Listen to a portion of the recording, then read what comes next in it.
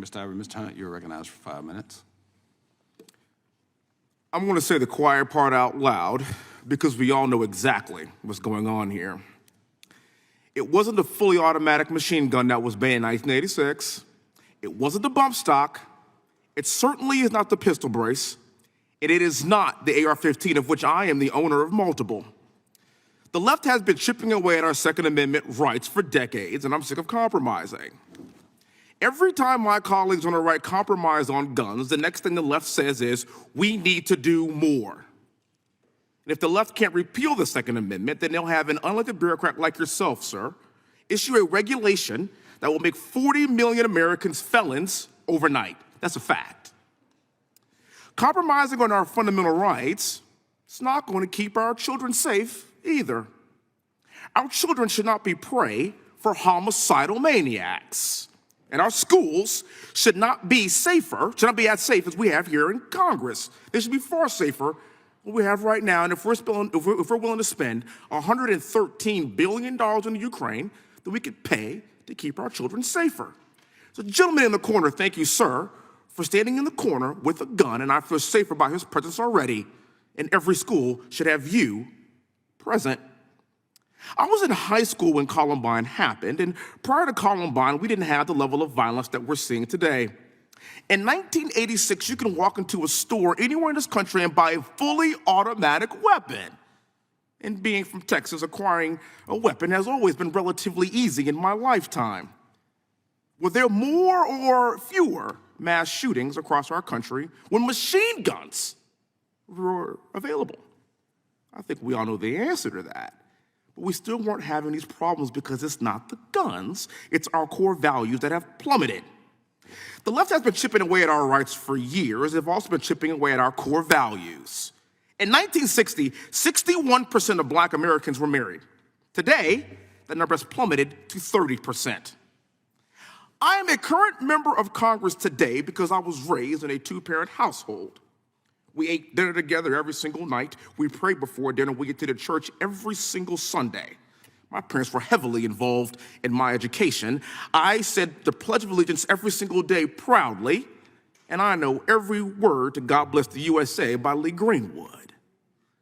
Because of these values, my sister, my brother, and I all graduated from West Point. We all served our country honorably. There's 60 years worth of military service just in my immediate family, which is by definition the American dream. It's because of these values. A recent Wall Street Journal survey came out and it kind of confirmed these decline in our core American values over the course of the past 25 years. The question was, what values are viewed as, quote, very important? Patriotism.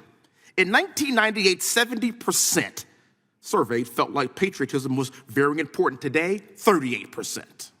Religion, 62%, very important. Today, 39%. Having children, 59% in 98, 30% today. Community, 62% in 98, 27% today. The guns haven't changed. The guns have always been available in the United States. Our society has changed, and it's changed drastically, in my opinion, for the worse. So where does that leave us today? There's a reason why crime and gang violence is up. There's a reason why Black women are the fastest growing demographics of gun owners in America. You know that, sir. Many of them live in Democrat-run cities with rising crime rates and district attorneys that put criminals ahead of innocent women like we see in New York.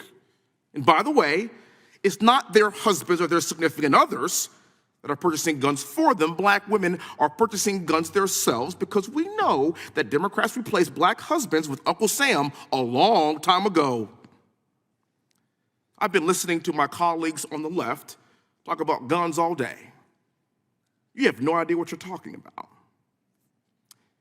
I fear that if you can't tell me the difference between a man and a woman, I am not surprised that you don't know the difference between 5.56 and 300 blackout.